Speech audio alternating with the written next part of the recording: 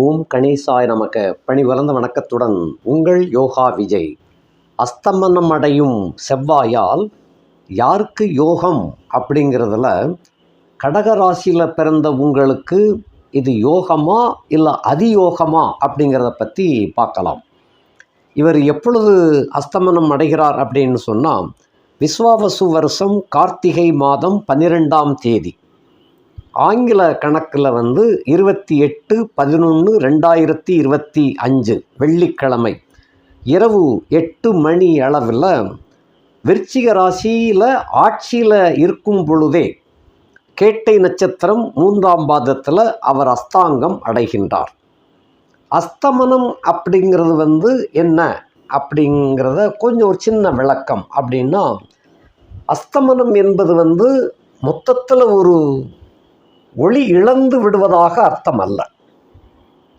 ஒரு பகல் வேளையில் நம்ம வீட்டுக்குள்ளே ஒரு மெழுகுவர்த்தியை ஏற்றி வைக்கிறோம், மெழுகுவர்த்தியோ அல்லது குத்து விளக்கோ ஏற்றி வைக்கிறோம். அதனுடைய ஒளி நம்மளுக்கு கிடைக்காதது போல இருக்கும். அதுவே ஒரு இருட்டில் ஒரு மெழுகுவர்த்தியோ ஒரு அகல் விளக்கோ ஏதோ ஒரு சின்ன விளக்கு இல்லை குத்து விளக்கோ ஏதாவது ஏற்றணும்னா அந்த வெளிச்சம் நமக்கு தெரியும். அதே சமயத்தில் பகலில் ஏற்றும் பொழுது அது எரியத்தான் செய்து ஒளி விடத்தான் செய்கிறது என்றாலும் கூட அந்த ஒளி நமக்கு கிடைத்தது போல தெரியாது. பட்சி ஒளி மெழுகுவர்த்தி எரியுது, குத்து விளக்கு எரிஞ்சுண்டு தான் இருக்குது அப்படிங்கிறத நம்ம பார்த்துடலாம். அதனுடைய ஒளி நமக்கு கிடைக்காதது போல இருக்கும், அவ்வளவுதான். அதே போலத்தான் அதாவது கோடிக்கணக்கான ஒளியுடைய அந்த சூரியன் பக்கத்தில் இந்த செவ்வாயோ இல்லை எந்த கிரகமோ சேரும் பொழுது அதனுடைய ஒளி நமக்கு கிடைக்காத வண்ணம் இருக்கும். அதைத்தான் அஸ்தமனம் அப்படின்னு ஒரு கிரகத்தை சொல்கிறது. அப்படி அந்த மாதிரி தன்னுடைய ஒளி நமக்கு கிடைக்காதது போல அந்த சூரிய வெளிச்சத்தில் அந்த செவ்வாயினுடைய ஒளி அமிழ்ந்து விடுகின்றது, அவ்வளவுதான். அதுக்காக ஒளி இல்லை அப்படின்னு கிடையாது. அஸ்தமனம்னு சொன்னால் அஸ்தமிச்சு போச்சு அப்படின்னு அர்த்தம் கிடையாது. உதாரணமாக சூரியன் மாலை பொழுதில் மேற்கு தொடர்ச்சி மலையில் அஸ்தமனம் ஆயிடுது அப்படின்னு நாம் நினைக்கிறோம். அது அஸ்தமனம் அல்ல. அது அஸ்தமனம் அந்த பகுதிக்கு பின்பக்கம் நம்ம இருக்கிறோம், அது அந்த பக்கத்துக்கு ஒளியை கொண்டு போயிடுது. அதுக்காக சூரியன் அதுக்காக மறைஞ்சு போயிடுச்சு அப்படின்னு அர்த்தம் கிடையாது. மறைஞ்சிருச்சு, அஸ்தமிச்சு போச்சு அப்படின்னு அர்த்தம் கிடையாது. அது நம்ம புரியறதுக்காக அந்த மாதிரி சூரியன் அஸ்தமனம் ஆயிடுச்சு, இருட்டு வேளை தொடங்கி விட்டது அப்படிங்கிறமே தவிர அதுக்காக சூரியன் எப்பயுமே அஸ்தமனம் என்ற நிலையை அவருக்கு எப்பயுமே கிடையாது. அதே போல் தான் எல்லா கிரகங்களுக்கும் அதே தான். தன்னுடைய ஒளி இருக்கத்தான் செய்யும், அதனுடைய ஒளி நமக்கு தெரியாமல் போயிடும். இதுதான் விஷயம். சரி, இதனை அடுத்து இந்த அஸ்தமனத்தினால் என்ன பலன்கள் அப்படிங்கிறது சில மாற்றங்கள். எப்பயுமே எல்லா கிரகத்தினுடைய ஒளிக்கதிர்களும் நமக்கு கிடைக்கிறதுனால தான் வெயில் வெளிச்சம் நமக்கு வெள்ளையாக தெரியுது. ஊகம நீப ஆசி அப்படின்னு சொல்லுவோம் சுருக்கமாக. ஊகம அப்படின்னா ஊதா, கருப்பு, கருநீலம் அப்படிங்கிற அந்த கணக்கில் அந்த காலத்தில் படிக்கிற போது சொல்லிக் கொடுத்த அந்த பழக்கம், வானவெளியின் நிறம் அப்படின்னு சொல்லி கொடுத்தது. எல்லா கிரகத்தினுடைய ஒளிக்கற்றைகளும் சுழற்சி முறையிலே தெரியும் பொழுது நமக்கு வெள்ளையாக தெரியுது. ஆகையினால வெயில் வெள்ளையாக இருக்குது. பட்ச எல்லா கிரகங்களுடைய ஒளியும் அதுக்குள்ளே இருக்குது அப்படிங்கிறது அர்த்தம். இதன் மூலமாக ஒரு சூரியனுக்கு பக்கத்திலே செல்லக்கூடிய கிரகம் என்ற காரணத்தினால நமக்கு சில பலாபலன்கள் மாறுபாடு அடைகின்றன. அந்த மாறுபாடு என்ன அப்படிங்கிறது தான் நம்ம பார்க்குறோம். இவருடைய அஸ்தமன அந்த தன்மை தொடர்ச்சியாக அஸ்தமித்த நிலையிலேயே 6/12/2025 இரவு 6 மணி 48 நிமிஷம் அளவில் விருச்சிகத்திலிருந்து தனுசுக்குள்ள பிரவேசிக்கின்றார். 14/1/2026 பகல் 10 மணி 30 நிமிஷம் அளவில் மகர ராசிக்குள்ள பிரவேசமாகி உச்சம் அடைகின்றார். அதே சமயத்தில் அவர் அஸ்தமனத்தில் தான் இருக்கிறார். உச்ச வீட்டில் இருக்கின்றார், அதே சமயத்தில் அஸ்தமிச்ச நிலையில் தான் இருப்பார். 21/2/2026 பின்னிரவு, அதாவது ஆஃப்டர் மிட் நைட் அப்படின்னு சொல்லக்கூடிய இரவு, பின் இரவு வேளையில் 1 மணி 20 நிமிஷம் அளவில் கும்பராசிக்கு என்ட்ரி ஆயிருந்தார். அது பின்ன 28/3/2026 இரவு 8 மணி அளவில் அதே கும்ப ராசியில் பூரட்டாதி நட்சத்திரம் 3ஆம் பாதத்தில், அதாவது அந்த கும்பத்தினுடைய கடைசி எல்லை அதான் பூரட்டாதி 3ஆம் பாதம், அந்த பாகையில் போகும் பொழுது கிழக்கு திசையில் இந்த செவ்வாயானவர் உதயமாகி விடுகின்றார். இதுதான் அவருடைய நிலை. ஆக 28/11/2025 முதல் 28/3/2026 வரை உள்ள காலம் இந்த செவ்வாயின் அஸ்தமன காலம். இந்த காலத்தில் இவர் விருச்சிகம், தனுசு, மகரம், கும்பம் இந்த ராசிகளில் அவர் சஞ்சாரம் செய்கின்றார். இது கடகராசியில் பிறந்த உங்களுக்கு இவர் என்னென்ன செய்ய போகிறார் அப்படிங்கிறத பார்க்குறதுக்கு முன்னால் செவ்வாயினுடைய காரகத்துவங்கள் என்ன அப்படிங்கிறத சுருக்கமாக ரத்தின சுருக்கமாக பார்த்துரும். என்னென்னா இவருடைய முழுமையான காரகத்துவத்தை பேசணும்னு சொன்னால் ஒரு நாள் கூட பேசலாம். செவ்வாயினுடைய காரகத்துவங்கள் என்னென்ன அப்படிங்கிறதெல்லாம் பேசணும் அப்படின்னு சொன்னால் 8 மணி நேரம் 10 மணி நேரம் பேசிக்கிட்டே இருக்கலாம். நம்ம அந்த அளவுக்கு பார்க்க வேண்டாம். ஷார்ட்டாக ஹெட்லைன்ஸ் அப்படின்னு சொல்லுவோம் இல்லையா, அந்த மாதிரியான தலைப்பு விவரங்களை மட்டும் நம்ம பார்ப்போம். இவர் படை தளபதி அப்படிங்கிறதுனால போர்க்குணம் உடையவர், கோபதாபம் இருக்கும். ஒரு போர் வீரன், ஒரு தளபதி அப்படின்னு சொன்னால் அந்த ஆங்காரம், கோபம், ஈகோ இதெல்லாம் இருக்கணும். இருந்தால் தான் போரிட முடியும், வெற்றி பெற முடியும். அப்ராணிய சொப்ராணியாக இருந்துச்சுன்னு சொன்னால் ஒன்றும் கிடைக்காது. ஆகையினால அந்த போர்க்குணம் அப்படின்னு சொன்னாலே வெகுண்டளக்கூடிய குணம் அவர்கிட்ட இருக்கும். அப்போ கோபதாபம் உடையவர். அதை அடுத்து வீரர்கிட்ட ஆயுதங்கள் நிறையா இருக்கணும். ஆக ஆயுதங்களுக்கு சொந்தமானவர். ஆயுதங்கள் எப்படி இருக்கும்? இரும்பில் இருக்கும், இரும்பு தளவாடங்களோடு இருக்கும். அப்போ சனி சம்பந்தப்பட்டும் அவர் இருக்கின்றார். ஆக ஆயுதங்களுக்கு, ஆயுத தளவாடங்களுக்கு இவர் சொந்தக்காரர். உதாரணமாக வாள், கத்தி அப்படின்னு சொல்கிறோம் இல்லையா, இதெல்லாம் செவ்வாயினுடைய ஆக்கிரமிப்புக்குள்ளே வரக்கூடியது. அதனை அடுத்து நெருப்புக்கு சொந்தக்காரன். பொதுவாகவே பையன் வந்திருக்கான், ஐயா என்ன பையனை பார்த்தா ஒரு மாதிரியா இருக்கான், சூடாக இருப்பான் போலுக்கே அப்படிம்போம். சூடாக இருக்காம்னு என்ன அர்த்தம்? கோபமாக இருக்காம்னு அர்த்தம். இப்போ கோபக்காரன் அப்படின்னு சொன்னாலே அவங்க உடம்பு தக தக தகன்னு இருக்கணும். நெருப்பாக கொதிக்கிறது போல் இருக்கும். உடம்பு கொதிக்காது, உள்ளம் கொதித்து கொண்டு இருக்கும். உடம்பு அல்ல, உள்ளம் கொதித்து கொண்டு இருக்கும். அதான் அவங்களுக்கு இந்த கோபதாபங்கள் இருக்கக்கூடியது. ஆக நெருப்பாக இருக்கக்கூடியவன், அக்கினியாக இருக்கக்கூடியவன். இப்போ அடுப்பு அங்கிறது சனியினுடைய தொடர்பு கொண்டது அடுப்பு. அதில் எரியக்கூடிய நெருப்பு என்பது செவ்வாயினுடைய காரகத்துவத்துக்குள்ளே வந்துடும். இதனை அடுத்து இந்த சூரியன் அப்படிங்கிற ஒரு பெரிய கோளம், பூமியை போல பன்மடங்கு பல 100 மடங்கு பெரிய கோளம்தான் சூரியன். அவர் எப்போது எரிந்து கொண்டு இருக்கக்கூடிய தன்மையுடையவர். அதிலிருந்து ஒரு சிறு துண்டு, எரிந்து கொண்டு இருக்கக்கூடிய ஒரு சிறு துண்டு அதிலிருந்து பெயர்ந்து விழுந்து விட்டது. அப்படி விழுந்த துண்டு தான் செவ்வாயின்னு பேர். எரிந்து கொண்டு இருக்கக்கூடிய துண்டு, அதுவும் எரிஞ்சுக்கிட்டு இருக்கு, அதிலிருந்து விழக்கூடிய துண்டு எரிஞ்சுக்கிட்டு தானே இருக்கும். இது ஒரு கோளம், இது ஒரு உருண்ட பெரிய கோளமாக எரிந்து விழுந்துருச்சு. அந்த விழுந்த கோலத்தை யாருமே அரவணைக்கலை. அதை எரிஞ்சுக்கிட்டு இருக்க போய் பக்கத்தில் யார் போக முடியும் அப்படிங்கிறத யாருமே போகலை, யாரும் அரவணைக்க முடியலை. பூமாதேவியானவள் அந்த கரகத்தை அந்த நெருப்பாய் கொதித்து கொண்டிருக்கின்ற அந்த இரும்பு அந்த கோலத்தை தன்னகப்படுத்தி ஆசுவாசப்படுத்தி வச்சா. அதனாலே பூமிக்கும் செவ்வாய்க்கும் தாய் சேய் அப்படிங்கிறது போன்ற உறவு. ஆகையினால இந்த பூமிகாரகன் அப்படின்னு செவ்வாயை சொல்வது உண்டு. ஆகையினால பூமிகாரகன் ஒரு ஜாதகத்தில் செவ்வாய் ஓரளவு வலிமை பெற்றிருந்தால் அந்த ஜாதகருக்கு நிலம், கொஞ்சமாவது நிலம் கிடைக்கும். நல்லா வலிமை பெற்று இருந்துச்சுன்னு சொன்னால் 1 சென்ட்டுங்கிறது 5 சென்ட் அப்படிங்கிறது கிடைக்கும். ஒரு கிரவுண்டுன்னு சொல்லுவோம் இல்லையா, அந்த மாதிரி கிடைக்கும். அதே போல் ரொம்ப வலுவாக இருந்துச்சுன்னு சொன்னால் ஏகப்பட்ட தோட்டங்கள், துறவுகள், 10 ஏக்கர் நஞ்சர், 10 ஏக்கர் புஞ்சை, இந்த மாதிரி எல்லாம் கிடைக்கும். ஆக செவ்வாயை பொறுத்து தான் இந்த நிலபுலன்கள் அமையும். அதில் கட்டக்கூடிய கட்டடத்துக்கு சுக்கிரன் அதிபதியாக வந்துடுவார். ஆகையினால் நம்ம நிலத்தோட இதில் நிப்பாட்டிக்கணும். இப்படிப்பட்ட காரகத்துவம் செவ்வாய்க்கு சொந்தமான காரகத்துவம்.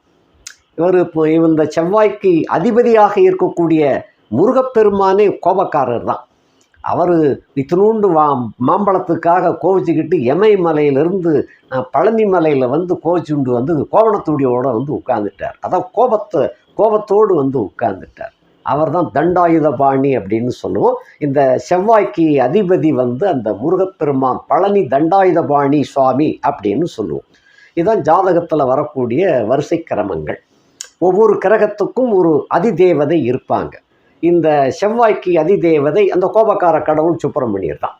முருகப்பெருமான் தான் அந்த அதிதேவதையாக விளங்குகின்றார். ஆகையினால இந்த செவ்வாயை பற்றி இவர் இப்படிப்பட்ட கிரகம், இப்படிப்பட்ட காரகத்துவம் உடைய கிரகமானது அஸ்தமனம் அடைஞ்சிருக்கு அப்படின்னு சொன்னால், அதில் கடகராசி அப்படின்னு பார்க்கும்போது, ஒவ்வொரு ராசிக்கும் பார்க்கும்போது அந்தந்த ஆதிபத்தியம், காரகத்துவம் என்பது எல்லா ராசிக்கும் பொதுவானது. ஒரு கிரகத்தினுடைய காரகத்துவம் என்பது ஒவ்வொரு கிரகத்துக்கும் தனித்தனி தன்மை. இப்போ காரத்தன்மைக்கு இந்த செவ்வாய் அதிபதி. சுக்கிரன் அப்படின்னா இனிப்பு அப்படின்னு சொல்லுவோம். இந்த மாதிரி ஒரு சுவையில் கூட வித்தியாசம் உண்டு. இந்த மாதிரியாக தன்மை. இப்படிப்பட்ட செவ்வாய்க்கு என்ன பலன் கொடுக்கும் அப்படின்னு பார்க்கும் பொழுது, ராசிக்கு என்ன ஆதிபத்தியம் அந்த செவ்வாய் வாங்குறாருன்னு பார்க்கணும். ஒவ்வொரு ராசிக்கும் ஆதிபத்தியம் மாறிவிடும். இப்போ கடக ராசியில் பிறந்த உங்களுக்கு செவ்வாய் 5, 10க்கு உடைய முழுக்க ராஜயோகத்தை கொடுக்கக்கூடிய ஒரு கிரகம். முழுக்க அதாவது லக்னேசன் கொடுக்குறாரோ இல்லையோ செவ்வாய் கொடுப்பார். இதுதான் கடகராசியில் பிறந்தவங்களுக்கு உரியது. கடக லக்னம் அப்படின்னு சொன்னால் முதல் ஒரு யோக கிரகமே செவ்வாய் தான். 2வது தான் லக்னேசனை சொல்ல முடியும். அந்த அளவுக்கு செவ்வாய், கடக லக்னத்துக்கு செவ்வாய் அந்த அளவு யோகத்தை அள்ளி கொடுக்கக்கூடிய ஒரு கிரகம்.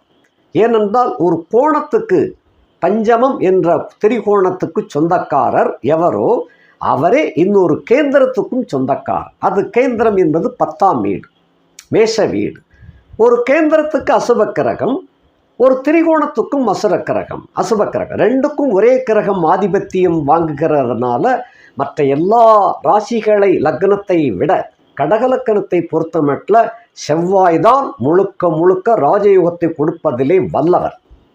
இந்த கடக ராசியில் பிறந்தவங்க ரொம்ப உயர்ந்த நிலைக்கு வரணும் அப்படின்னு சொன்னால் உங்கள் ஜாதகத்தில் செவ்வாய் எப்படி இருக்குன்னு பார்த்துக்கோங்க. அதே போல் கடக லக்னத்தில் பிறந்தவங்க அந்த ஜாதகத்தில் செவ்வாய் எந்த வீட்டில் இருக்கிறாரு, எவ்வளவு பலத்தோடு இருக்கிறார், அஷ்டவர்க்கம் போட்டும் பார்க்கலாம். ஷட்பலம் போட்டு பார்க்குறது கொஞ்சம் ரொம்ப சிரத்தை, டைம் பிடிக்கும். அதை விட அஷ்டவர்க்கத்தில் ஓரளவு கண்டுபிடிச்சிடலாம். செவ்வாயினுடைய பலம் எந்த மாதிரி இருக்குது அப்படிங்கிறதை கண்டுபிடிச்சிடலாம். அதுவும் வேண்டாம், ஜாதகத்தை பார்த்தாலே தெரிஞ்சுக்கணும். இந்த இடத்துல இப்படி, இந்த மாதிரி நட்சத்திரத்தில் இத்தனாம் பாதத்தில் இப்படி இருக்கிறாரு அப்படின்னு சொன்னாலே அவர் கிரகம் வலிமையாக இருக்குதா இல்லையா, எந்த அளவுக்கு வலிமை, இல்லை வலிமை குண்டி இருக்குன்னா எந்த அளவுக்கு கீழே டவுன் ஆயிடுச்சு, இதெல்லாம் பார்க்கலாம். ஆக இந்த செவ்வாயை கெட்டியாக பிடிச்சிக்காங்க, செவ்வாய் தான். இந்த செவ்வாய்க்கு அதிபதி யாருன்னு சொல்லியிருக்கிறேன், பழனிமலை தண்டாயுதபாணி சுவாமி. அவரை கெட்டியாக பிடிச்சிக்கிட்டேனாலும் இவர் யோகத்தை அள்ளி கொடுப்பார். இதுதான் கடக ராசியில் பிறந்தவங்களுக்கு நீங்கள் செய்ய வேண்டிய. இப்போ பழனிமலைக்குத்தான் போகணுமா அப்படின்னு சில பேர் கேட்கலாம். சாமி, நாங்கள் மலையெல்லாம் ஏற முடியாது, அந்த விஞ்சில் போகணுன்னாலும் நாளைக்கணக்கில், அதாவது மணிக்கணக்கில் காற்று கிடக்க வேண்டியிருக்குது, இதுக்கு பதிலாக வேறு எங்காவது போக முடியாதா அப்படின்னா, தண்டாயுதபாணி சுவாமி கோயில் எங்கே வச்சிருக்கிறாங்களோ அங்கே நீங்கள் போய் சேவிக்கலாம். அதுக்காக கட்டாயம் மலை மேலே ஏறி அவரை போய் தரிசனம் பண்ணுனா நல்லது, அவ்வளவுதான். அதை விட அங்கே ஏற முடியலை அப்படிங்கிற பட்சத்தில் உங்களுக்கு ஊருக்கு அருகாமையிலேயே எங்கள் தண்டாயுதபாணி பாலசுப்பிரமணிய தண்டாயுதபாணி சுவாமி கோவில் வச்சுருப்பாங்க, அந்த கோவிலுக்கு நீங்கள் போய் தரிசனம் பண்ணுங்க, அது ஒன்றும் தப்பு இல்லை. ஆக இப்படித்தான் போய்த்தான் கட்டாயமாக முருகப்பெருமான் அருள் கொடுப்பாருன்னு நினைக்க வேண்டாம். எங்கிருந்தாலும் மனசார நினைத்தாலே போதும், இறைவன் கண்டிப்பாக உதவி செய்வார். அப்படிப்பட்ட அந்த செவ்வாயானவர் இந்த இடத்துல அஸ்தமனம் அப்படிங்கும்போது வலிமை இழக்கிறதான அர்த்தம். அப்படிங்கிறதுனால அப்போ 5ஆம் வீடு அப்படின்னு நம்ம இப்போ எடுப்போம். அந்த 5ஆம் வீடு என்னென்ன பாவங்கள், என்னென்ன அந்த காரகங்கள் அப்படின்னு பார்க்கணும். செவ்வாய்க்கு உண்டான காரகத்துவத்தை பார்த்தோம். அப்போ 5ஆம் இடத்துக்கு உண்டான காரகத்துவமும் 10ஆம் இடத்துக்கு உண்டான காரகத்துவத்தை சேர்த்து அதோடு ஒப்பிட்டு பார்க்க வேண்டும். அப்படின்னா தான் நமக்கு பலன்கள் அந்த எந்த அளவுக்கு நல்லது கெட்டதுங்கிறத பார்க்க முடியும். 5ஆம் வீடு என்பது பூர்வ புண்ணிய வீடு. முதல்ல ஃபர்ஸ்ட் ஆஃப் ஆல் நீங்கள் முந்தைய ஜென்மத்தில் செய்த பாவ புண்ணியங்களை எடுத்து காட்டக்கூடிய ஒரு கண்ணாடி. ஐ மீன் பேங்க் பேலன்ஸ் பாஸ் புஸ்தகம், பேங்க் பாஸ் புஸ்தகம். அதில் கிரெடிட்டு இருக்குதா டெபிட் இருக்குதா, எது இருக்குது? அதாவது கடன் 1 கோடி ரூபா கடன் வாங்கியிருந்தால் அதுக்குன்னு தனியாக புஸ்தகத்தை கொடுத்துருப்பாங்க. இதில் வராது, அதில் வரும். பாஸ்புக்கில் வராது, அதுக்குன்னு ஒரு லோன் பாஸ்புக்குன்னு கொடுத்துருப்பாங்க. இல்லை நீங்கள் டெபாசிட் செக்கம் பண்ணியிருக்கீங்க, 1 கோடி ரூபா டெபாசிட் பண்ணியிருக்கீங்க அப்படின்னா அதுக்கும் ஒரு தனி பாண்டு கொடுத்துருப்பாங்க. அதே சமயத்தில் நீங்கள் பேங்க்கு போனீங்கன்னா உங்களுக்கு ராஜ மரியாதை இருக்கும். கடன் வாங்கியிருந்தவங்களுக்கு அவ்வளவு மரியாதை இருக்காது. இதுதான் பாவ புண்ணியம் அப்படிங்கிறது. அப்போ 5ஆம் இடத்தோன் எங்கு இருக்கின்றான் அவரை வச்சுத்தான் கணக்கு. 5ஆம் இடத்துக்குரிய செவ்வாய் இவர் அஸ்தமனம் அடைந்திருக்கிறார் அப்படின்னா அப்போ கிரெடிட்டு நிறையா இல்லை, டெபிட்டு நிறையா இருக்குன்னு அர்த்தம் எடுத்துக்கிடலாம்.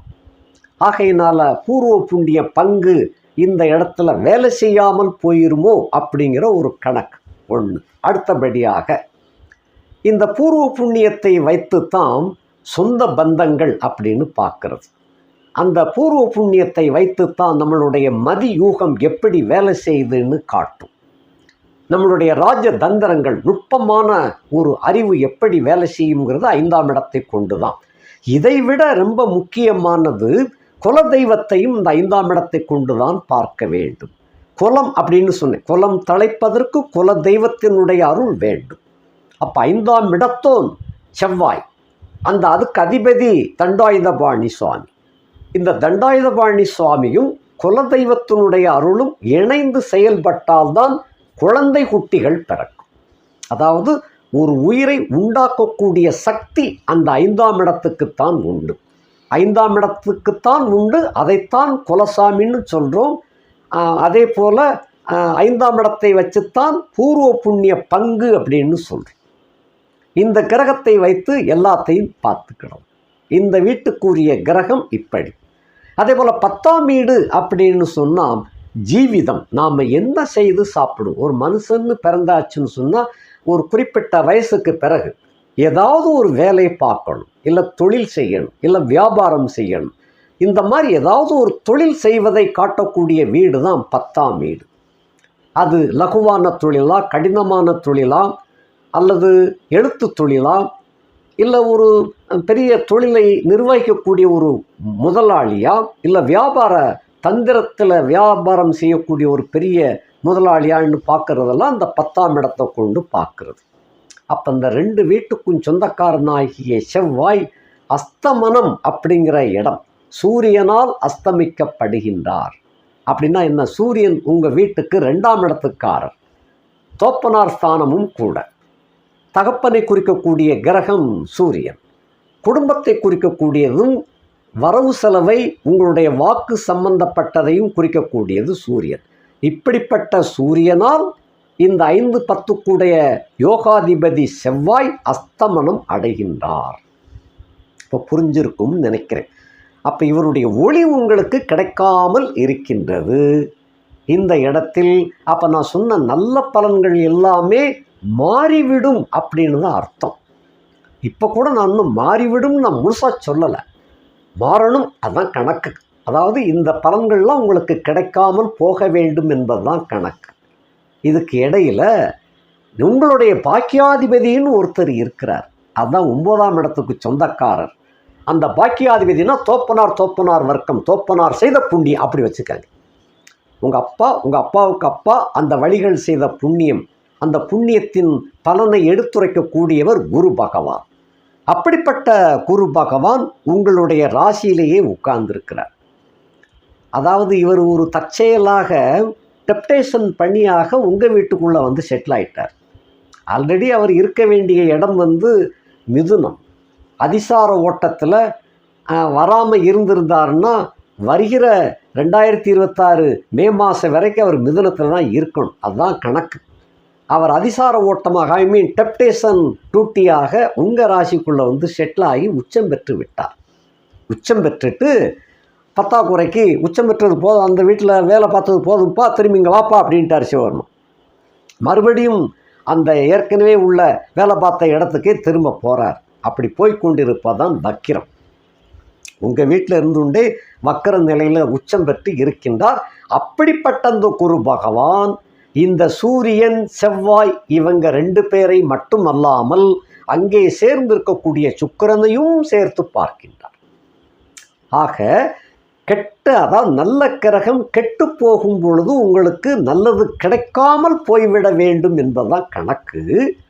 இதில் பாக்கியாதிபதி குரு சம்பந்தப்பட்டு இந்த 3 பேரையும் அவருடைய 5ஆம் பார்வையினால் பார்க்கிறார். இந்த பார்வையினால் நீங்கள் உங்களுக்கு தடைப்பட்டு போயிருந்த நல்ல காரியங்களெல்லாம் கண்டிப்பாக கிடைக்கப் பெறுவீர்கள். இப்போ புத்திர பாக்கியம் இல்லாமல் தவிச்சுக்கிட்டு இருக்கிறவங்களுக்கு புத்திர பாக்கியம் கிடைக்கக்கூடிய தன்மை கிடைத்து விடும். இதில் ஒரு தகவல் என்ன அப்படின்னு சொன்னால், சூரியன் செவ்வாய் சுக்கிரன் இந்த 3 பேரும் இணைந்து செவ்வாய் அஸ்தமனம் அடைந்து விட்டால் ஒரு ஜாதகனுடைய விந்து சக்தியானது நீர்த்து போய்விடும்னு ஒரு கணக்கு உண்டு. ஏன்னா உயிரை உண்டாக்கக்கூடிய வீடு இந்த விருச்சிக வீடு, அதான் 5ஆம் வீடு. இந்த 5ஆம் இடத்துக்குரிய நாயகன் தான் செவ்வாய்.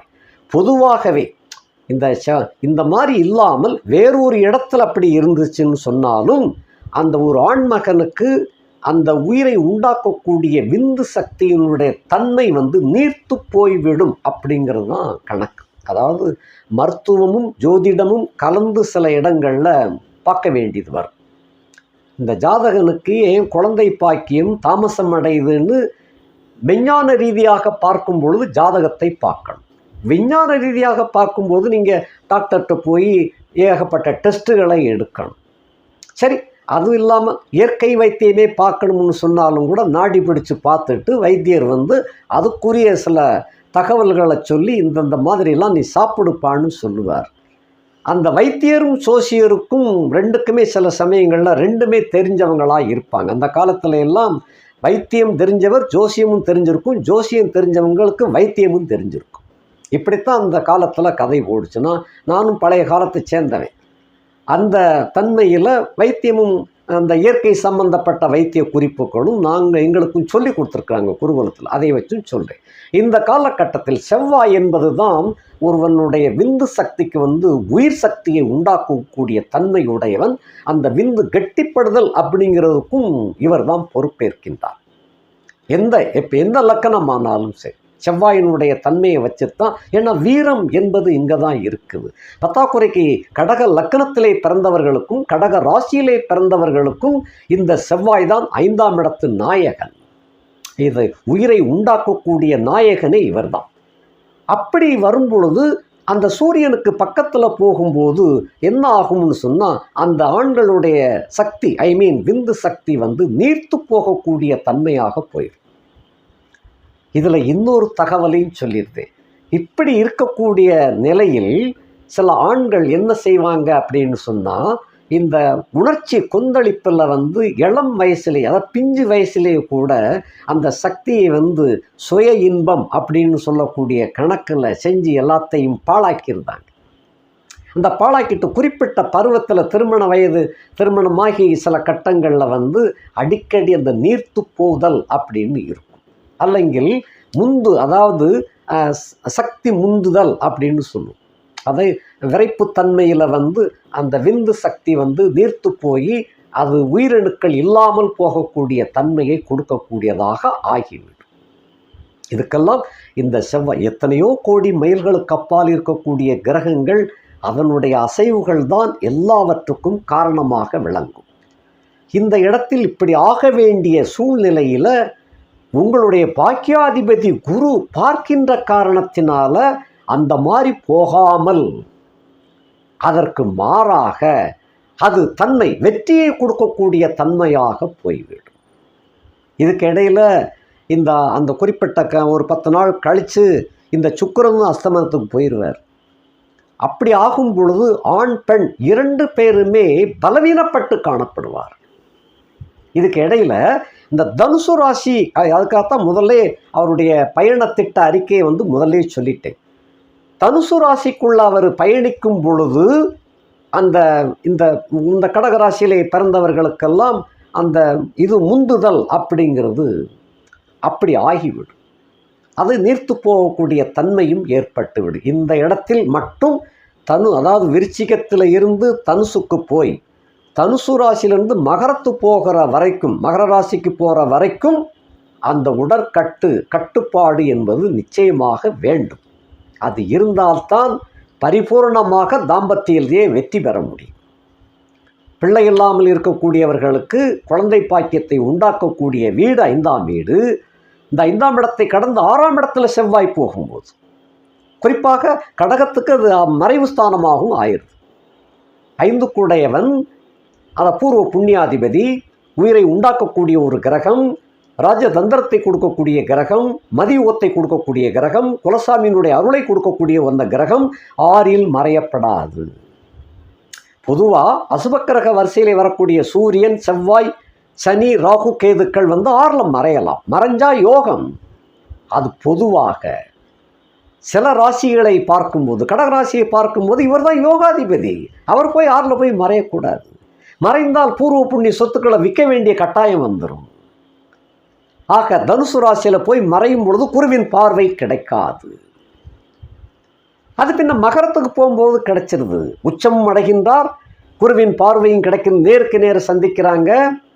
அதே போல் இந்த விருச்சிகத்தில் இருக்கும் பொழுது சனியினுடைய பார்வையும் கிடைக்குது. ஆகையினால அதுபோல் நல்ல வேளை அந்த விருச்சிக ராசியை கட்டத்தை கடக்கும் பொழுது தான் அவர் அஸ்தமனம் அடைகிறார். கேட்டை நட்சத்திரம் 3ஆம் பாதத்தில், 4ஆம் பாதம் முடிஞ்சு அடுத்த ஸ்டெப் தனுசுக்குள்ள காலடி எடுத்து வச்சு, இந்த தனுசு ராசியை கடக்கின்ற வரைக்கும் நம்ம உடம்பை கட்டுப்பாட்டுக்குள்ளே வச்சுக்கிடணும். அந்த இடத்துல ரொம்ப சீரழித்து விட்டுறக்கூடாது. அந்த முஷ்டி மைதுனம் அப்படின்னு சொல்லுவோம், பழைய கால பேரில் முஷ்டி மைதுனம், மைதுன பிரியன் அப்படின்னு சொல்லுவோம். இந்த மாதிரி ஏற்படும் பொழுது அந்த சபலம் அது எதுவுமே கிடைக்காமல் கௌரவத்துக்கு பயந்து தனக்குத்தானே இந்த மாதிரி பண்ணிடும். அந்த மாதிரி எல்லாம் பண்ணாமல் பார்த்து கொள்ளுங்கள். தனுசுல செவ்வாய் சஞ்சரிக்கும் பொழுது. அதுக்கடுத்து மகரத்துக்கு போகும்போது பிரச்சனை இல்லை, அது வீறு கொண்டு எழுந்துவிடும். அதே சமயத்தில் முதல்ல எல்லாம் டேமேஜ் பண்ணியாச்சுன்னா மகரத்துக்கு போய் பிரயோஜனம் இல்லாமல் போயிடும். இந்த நேரத்தில் பார்த்து எல்லாம் இருக்கும், எல்லாம் கிடைக்கும், சகலமும், அதாவது போகம் பண்ணக்கூடிய சந்தர்ப்பங்கள் எல்லாமே கிடைக்கும். நீங்கள் நினைத்தது போல பெண்ணெல்லாம் கிடைக்கும், கிடைச்சும் பிரயோஜனம் இல்லாமல் போயிடக்கூடாது. ஆக தனுசு ராசியிலே செவ்வாய் சஞ்சார காலம் முழுவதும் எச்சரிக்கையாக இருங்க. அந்த காலகட்டங்களில் அந்த பாக பிரச்சனைகள், அந்த பூர்வீக பங்கு இவைகளெல்லாம் தலையிடக்கூடாது. அந்த மாதிரி அதை நிப்பாட்டி வச்சுருங்க. ஆல்ரெடி ஏற்கனவே அட்டமச்சில் தான் ஓடிக்கிட்டு இருக்கிறீங்க. சனிப்பெயர்ச்சி வருகிற 6/3/2026 தான் சனிப்பெயர்ச்சி ஆகுது. அது வரைக்கும் நீங்கள் அட்டமச்சில் தான் இருக்கிறீங்க. அஷ்டமச்சனில் இருந்தாலும் இப்போ கடக்கின்ற கட்டம், அட்டமச்சனி விடுபட்டு போகின்ற காலகட்டம் வந்துடுத்து. இந்த சனி வக்கரத்திலே இருந்தவர் வக்கர நிவர்த்தி முடிஞ்சிருச்சு. 17/11/2025 முடிஞ்சிருச்சு. இனி நீ வக்கரத்துக்கு இந்த கும்பராசியில் அவருக்கு வேலை கிடையாது. அடுத்து மீனத்துக்கு தான் வேகமான பயணம். இந்த டூர் போகிறோம் இல்லையா, டூர் போனோம்னா 3 நாள் டூர் போவோம். இந்த 2 நாளும் டிரைவர் அஜால்ட்டாகவே ஓட்டிகிட்டு போவார். 3ஆம் நாள் ப்ரோக்ராம் முடிஞ்சிருச்சு அப்படிங்கும்போது கார் சல்லுன்னு பறக்கும். என்னன்னு சொன்னால் ப்ரோக்ராம் முடியுது, அவர் வீட்டுக்கு போய் செட்டில் ஆகணும் இல்லையா. 2 நாளாக படாத பாடுபட்டாது. 3ஆவது நாள் ரைட், அப்படி அவ்வளோதானே, ப்ரோக்ராம் முடிஞ்சிருச்சா, நேரம் ஊர் தானே, ரைட்டியா அப்படின்னா வண்டி சரசரன்னு போய்கிட்டுருக்கும். அதே போல் கும்பத்தில் ஐயங்க எல்லாத்தையும் தொடச்சி எடுத்தாச்சு, முடிச்சாச்சு. இனி வேறு எல்லாத்தையும் முடிஞ்சிடுச்சு. சிவபெருமான் இந்த துணிமணியெல்லாம் அளவு படைச்சிட்டேன். அவர் சந்தோஷப்பட்டார், பிரியப்பட்டார். கும்பத்தை எந்த வாங்கணும் வாங்கி எடுத்துட்டேன். இனி அடுத்து நமக்கு நீ மீனத்தில் தான் வேலை அப்படின்ட்டு அவர் அந்த மீனத்தை நோக்கிய பயணத்தில் இருக்கிறார். ஆகையினால் அப்போ கடகத்துக்கு கும்பத்தில் இருக்கிற சனி இனிமேல் தொல்லையை தராது. கலித்திரை விலகுது. கார்த்திகை 1ஆம் தேதி பிற்பகல் 3:15 மணியோட கலித்திரை விலகிவிட்டது. அப்படி வச்சுக்கோங்க. கிட்டத்தட்ட சனிப்பெயர்ச்சி ஆனது போலே வச்சுக்கிடலாம். இருந்தால் உண்மையான சனிப்பெயர்ச்சி மார்ச் மாதம் 6ஆம் தேதி 2026 மார்ச் மாதம் 6ஆம் தேதி சனிப்பெயர்ச்சி ஆகுது. அது ஆகட்டும், அது ஒரு பக்கம் இருக்கட்டும். அதுக்கு வரைக்கும் இந்த அட்டமத்தில் தான் இருக்குது. இவருடைய பார்வை இந்த செவ்வாய் மீதும் சூரியன் மீதும் சுக்கிரன் மீதும் விழுந்து கொண்டு இருக்கின்றது, விருச்சிகத்தில் இருக்கிற வரைக்கும். அடுத்து தனுசு உபயாச்சுன்னு சொன்ன பார்வை விழாது, குருவின் பார்வையும் விழாது, சனியின் பார்வையும் விழாது. அக்கடான்னு செவ்வாய் வந்து 6ஆம் இடத்துல உட்கார்ந்துருப்பார். ஆகையினால அந்த 6ஆம் இடத்துல செவ்வாய் உலாவும் பொழுது ரொம்ப சர்வ ஜாக்கிரதையாக இருங்கள். அடுத்து மகரத்துக்கு போகும்போது வீறு கொண்டு எழுந்து விடும். எக்கச்சக்கமான நல்ல வரவுகள், நல்ல யோகங்கள் அப்படி ஆயிரும். கும்பத்துக்கு போகும்போது உங்களுக்கு 8ஆம் இடத்துக்கு வந்துருந்தாரு, அதையும் மறந்துடக்கூடாது. அந்த கும்பத்துக்கு போய் ஒரு நாள் மட்டும் குருவின் பார்வை கிடைக்காது. அதில் என்ன அப்படின்னு சொன்னால், இவர் 21/2/2026 பின்னிரவு, அதாவது ஆஃப்டர் மிட் நைட் 1:20 தான் கும்பத்துக்குள்ளே நுழைகிறாரு. மறுநாள் 22/12/2025 திங்கட்கிழமை காத்தால 10:24 அந்த கடகத்தில் உங்கள் ராசியில் உட்கார்ந்துருக்கிற அந்த குரு மிதுனத்துக்கு போயிருந்தார். மிதுனத்துக்கு போன உடனே அவருடைய பார்வை மாறி விடுகிறது. இது வரைக்கும் 7ஆம் இடத்தை பார்த்தவர் இப்போ 8ஆம் இடத்தை பார்ப்பார். ஸோ 8ஆம் இடத்துல உள்ள செவ்வாயும் பார்ப்பார். ஸோ அங்கே செவ்வாய் 8ஆம் இடத்துல வந்து மறைந்தாலும் பிரச்சனை இல்லை. ஏன்னா குருவின் பார்வை எங்கே விழுது? பட்சே 6ஆம் இடத்துல இருக்கிறச்சே குருவின் பார்வை விழாது. அதனால் சொன்னேன். ஒரு நாள் கூட இல்லை, நள்ளிரவுக்கு பின் வரக்கூடிய 1 மணி 1:30 மணின்னு வச்சுக்காங்க. 1:30 மணிலேருந்து காலையில் விடிகிற வரைக்கும் ஒரு 4:30 மணி நேரம். அந்த 4:30 மணிக்கு பிறகு காத்தால 10 மணி, அது ஒரு 6 மணிலேருந்து கணக்கு பண்ணோம்னா ஒரு 4 மணி நேரம். 4:30 8 கிட்டத்தட்ட ஒரு 9 மணி நேரம் தான் குருவின் பார்வை இல்லாமல் 8ஆம் இடத்துல செவ்வாய் இருப்பார். அதனால் அந்த 10 மணி நேரத்தில் ஒன்றும் பெரிய பிரச்சனை வந்துடாது. அதெல்லாம் ஒன்றும் பயப்பட வேண்டாம். ஏன்னா சனி அந்த டயத்தில் சனி கூட தான் இருப்பார். இந்த சனி கூட இருப்பார், ராகு கூட இருப்பார், அதோட சேர்ந்து செவ்வாய் உட்கார்ந்துருப்பார். ஆக கிட்டத்தட்ட 3 முரடர்கள் கடாமுடான்கிட்டு இருப்பாங்க. ஒருத்தருக்கு ஒருத்தர் 2 பேர் மட்டும்னா தான் பெரிய பிரச்சனை. 3 பேர் இருந்தாங்கன்னு சொன்னால் அங்கே 3 பேருக்குள்ளேயே ஒற்றுமை கிடையாது. ஆகையினால உங்களை பற்றி அது பிரச்சனை இல்லை. அந்த மாதிரி ஆயிரும்.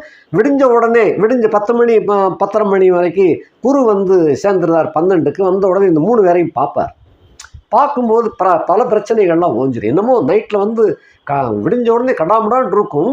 அது 10:30 மணி ஆன உடனே எல்லாமே புஷ்ஷுன்னு போயிடும். பிரச்சனைகள்லாம் புஷ்ஷுன்னு போயிடும். அந்த மாதிரியான விஷயம். ஆகையினால இந்த செவ்வாய் அஸ்தமனத்தினால நீங்கள் எச்சரிக்கையாக இருக்க வேண்டிய காலகட்டம் தனுசு ராசியிலே. அதையும் நான் இப்போ மறுபடியும் அந்த தேதியை ஞாபகப்படுத்திடுறேன். தனுசு ராசியில் எப்போ பிரயாணம் பண்ணுறாரு அப்படின்னு சொன்னால், தனுசுக்கு என்ட்ரி ஆகிறது வந்து 6/12/2025 இரவு 6:48 தனுசுக்குள்ளே என்ட்ரி ஆகிறாரு. அவர் தனுசுக்குள்ளே இருக்கக்கூடிய காலம் வந்து 14/1/2026 பகல் 10:30 வரைக்கும் தனுசுல இருப்பார். ஆக 6/12/2025 14/1/2026 வரை அந்த காலம் தனுசுல இருப்பார். அந்த காலத்தில் மட்டும் கவனமாக இருந்து கொள்ளுங்கள். மற்றபடி இந்த செவ்வாய் அஸ்தமன செவ்வாயால் குருவின் பார்வை கிடைக்கின்ற காரணத்தினால எல்லாமே கெட்டதாக நடக்க வேண்டியது அனைத்தும் மாறி விலகி போய் நேர்மாறாக நல்லது நடக்கும். அப்போ என்ன அர்த்தம் புரியுது? இதில் கிட்டத்தட்ட விருச்சிகம், மகரம், கும்பம் இந்த 3 வீடுகளில் இருக்கும் பொழுது பூர்வ புண்ணியத்தில் இருந்து வந்த குழப்பங்கள், சிக்கல்கள் இவைகள்லாம் விடுபட்டு விடும். சில கடகராசிக்காரங்க சரராசிக்காரங்க தானே நீங்கள். ஆகையினால சாப்பாடு நேரத்துக்கெல்லாம் சாப்பிட்ருக்க மாட்டீங்க. சாப்பாடு இருக்கும், ஆனால் சாப்பிட்ருக்க மாட்டீங்க. ஆகையினால உடல் உபாதை, அது வயிற்று உபாதை சில பேருக்கு அடிக்கடி இருக்கும். நிறைய பேருக்கு மலச்சிக்கலே இருக்கும். இவைகளெல்லாம் கடுமையாக பாதிப்பை உண்டு பண்ணணும் அப்படிங்கிற கட்டம் தான் அது. அப்படி உண்டு பண்ணாது. பட்சே தனுசு ராசியில் செவ்வாய் இருக்கும் பொழுது மட்டும் அந்த மருத்துவ செலவுகளை கொடுக்கும். அதையும் கவனத்தில் வச்சுக்காங்க. அந்த விருச்சிகம், மகரம், கும்பத்தில் இருக்கும் பொழுது இந்த நோய் நொடிகள்லாம் விட்டு விலகிரும். 1 கடன், சத்துரு, நோய் இவைகள் குறையும். இனி வந்து பெரிய அளவு கடன் உண்டாகிறதுக்கு வாய்ப்புகள் கிடையாது. அட்டமச்சனி விலக போகிறார் இல்லையா, கிடையாது. அதே போல் நோய் நொடிகள் குறையும். அடுத்தபடியாக வழக்கு, வம்பு, தும்புகள் கிட்டத்தட்ட உங்களுக்கு சாதகமான தீர்ப்பு நெருங்கி வரப்போகுது. எதிராளியினுடைய பக்கம் வந்து இதுக்கு முன்னால் அவங்க வெற்றி அடைஞ்சிருக்கலாம். கழிஞ்ச 5 வருஷத்தில் ஒரு 2 டைம் வெற்றி ஆகிருக்கலாம். நீங்கள் மேல்முறையீட்டுக்கு போய் அதை பிரேக் பண்ணிக்கிட்டு வாரீங்க. இனி வந்து உங்களுக்கு சாதகமான தீர்ப்பு வந்து சேரும். அந்த மாதிரி கணக்கு. அதே போல் பூர்வீகத்தில் இருந்து வந்த குழப்பங்கள் சரியாயிரும். பிள்ளைகளுடைய படிப்பு, அந்த கடகராசியில் பிறந்த பிள்ளைகளுடைய பள்ளி படிப்பு, கல்லூரி படிப்பு கொஞ்சம் மக்களாகத்தான் இருந்து வந்துச்சு. இடையில நல்லா படிப்பாங்க, அப்புறம் மறுபடி சுணங்குவாங்க, இப்படிமா போய்கிட்டு இருந்துச்சு. அந்த பாஸும் பெயிலும் மாறி மாறி வந்துக்கிட்டே இருந்திருக்கும். இனி ஒன்லி பாஸ் அப்படிங்கிற கட்டத்தை தான் உங்களுக்கு செய்தியாக வரும். நல்ல செய்தி மட்டும்தான் வரும். அந்த ஃபெயில் ஆகிடுத்து அப்படிங்கிற செய்தி வராது. போட்டித் தேர்வு எழுதுனவோ கூட ஒரு அரை மார்க்கு 1/4 மார்க்கில் அவுட் ஆயிடுச்சு அப்படின்னு சொல்லியிருப்பீங்க. அதுவும் இனிமேல் சரியாகிவிடும். அப்படிப்பட்ட நல்ல தகவல்கள்லாம் வந்து சேரும். வேலை தேடி இருக்கக்கூடிய இளைஞர்கள், இளம் பெண்களுக்கு வேலை வாய்ப்பு நெருங்கி வந்து கொண்டு இருக்கின்றது. குறிப்பாக என்னுடைய கணக்கு சரியாக இருக்குது அப்படின்னு சொன்னால், மகரத்தில் செவ்வாய் சஞ்சாரம் செய்யும் பொழுது கண்டிப்பாக நீங்கள் வேலைக்கு உண்டான உத்தரவு உங்களுக்கு தேடி வரும். மகர ராசியிலே செவ்வாயின் சஞ்சார காலத்திலே, அவருடைய பயண காலத்திலே உங்களுக்கு பணி ஆணை வீடு தேடி வரும். அதே போல் காதல் செய்யணும் அப்படின்னு காத்து கொண்டிருப்பவர்களுக்கு அந்த மகரத்தில் செவ்வாய் பிரவேசம் தொடங்குனதுல இருந்து வெற்றி முகம் கிடைக்கும். ஏற்கனவே காதலிச்சு அவன் எங்கிட்ட போயிட்டாயா, நம்பரை பிளாக் பண்ணிட்டா, இனிமேல் ஒன்றும் கிடைக்காது உங்களுக்கு அப்படின்னு இருந்து திடீரென்று இந்த மகரத்தில் செவ்வாய் நுழைஞ்சதுக்கப்புறம் அதிகபட்சம் 28/3/2026 அந்த நல்ல செய்தி மீண்டும் கனெக்ஷன் கிடைத்துவிடும். காதல் மீண்டும் துளிர்விடத் தொடங்கிவிடும்.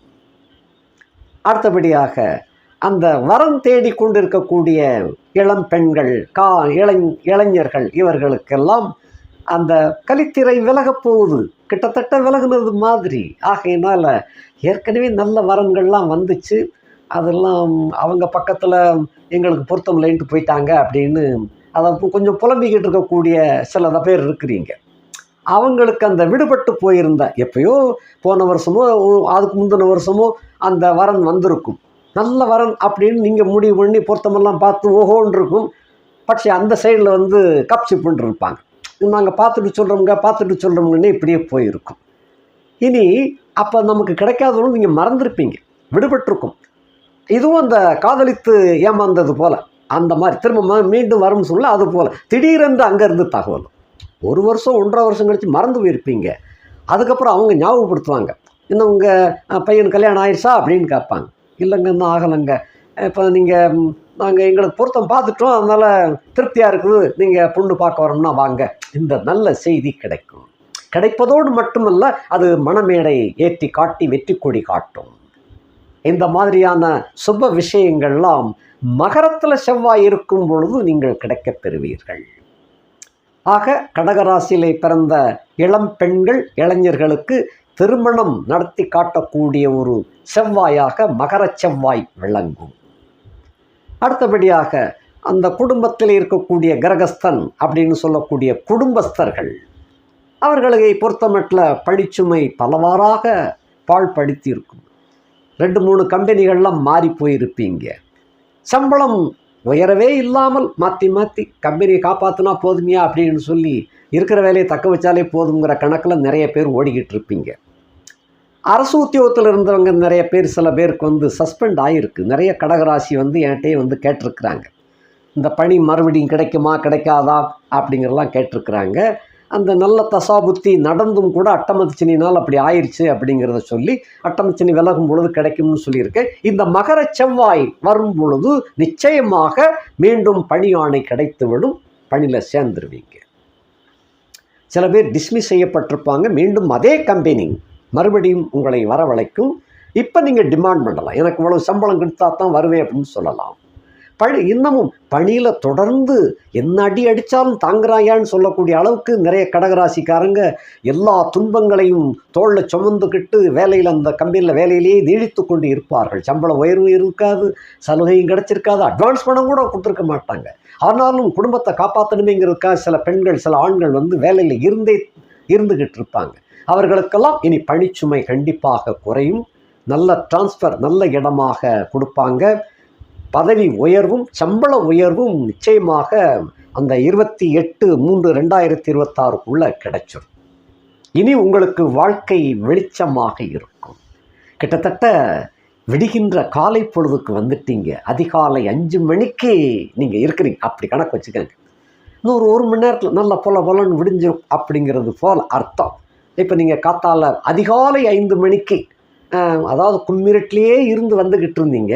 இப்போ கிட்டத்தட்ட மணி 5 மணி ஒரு அலாரம் அடிச்சிருச்சு. அப்போ உங்களுக்கு மனசில் தெம்பு இப்போ உதயமாகும். என்ன தெம்பு? இனி சமாளிச்சிடலாம், இனி வெற்றி பெற்று விடலாம் அப்படின்னு நம்பிக்கை. பல போட்டிகளில், அந்த விளையாட்டு போட்டிகளில் கலந்து கொண்டவர்கள் எல்லாம் வேஸ்ட்டாகவே போயிருக்கும், தோற்று போயிருப்பாங்க. அதில் 1-2 பேர் ஜெயிச்சு வந்தாங்க, அதெல்லாம் கேள்விப்பட்டிருக்கேன். நல்ல தசை, நல்ல புத்தி, சரியான தசா புத்தி நடந்து கொண்டிருக்கக்கூடியவர்களுக்கு அப்படிப்பட்ட வெற்றிகளெல்லாம் கிடைச்சிருக்கு. கடகராசியாக இருந்தாலும் அஷ்டமத்து சனியாக இருந்தாலும் அவங்களுக்கு நட்டமே இல்லை. அந்த மாதிரி 1-2 பேர், 100க்கு 1-2 பேர் தான். மற்ற அனைத்தும் தோல்வி மேல் தோல்வி தான். மிகுந்த வேதனையோடு சரியான ஒரு திறமை இருந்தும் அது வெற்றி பெறக்கூடிய நேரத்தில் தட்டி பறித்து விட்டார்களே அப்படிங்கிற கதையில் இருந்திருப்பீங்க. அவர்களுக்கெல்லாம் நல்ல ஒரு ஆறுதலான வார்த்தை என்ன அப்படின்னு சொன்னால், உண்மையிலேயே இனிமேல் உங்களுடைய திறமை சாதாரண திறமைக்கு கூட நல்ல வலிமை கிடைக்கும், நல்ல தகுதி ஆராய்ந்து உங்களுக்கு தக்க மரியாதையோடு வரவேற்பார்கள். நீங்கள் நினைத்த இடத்திலே நின்று சாதித்து காட்டக்கூடிய வல்லமை வந்துவிட்டது. கலித்திரை விலகுது, காணொளி கிடைக்கின்றது. ஆகையினாலே ஒளி பிறக்கின்றது.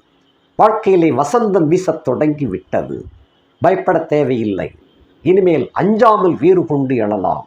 சப்போர்ட்டுக்கு செவ்வாயும் குருவும் உங்களுக்கு பக்கத்துணையாக இருக்கிறாங்க. குரு ஜென்மத்தில் இருந்தாலும் 12 இருந்தாலும் உங்களுக்கு சப்போர்ட்டாகவே இருக்கிறார். ஒன்றும் பயப்பட வேண்டாம்.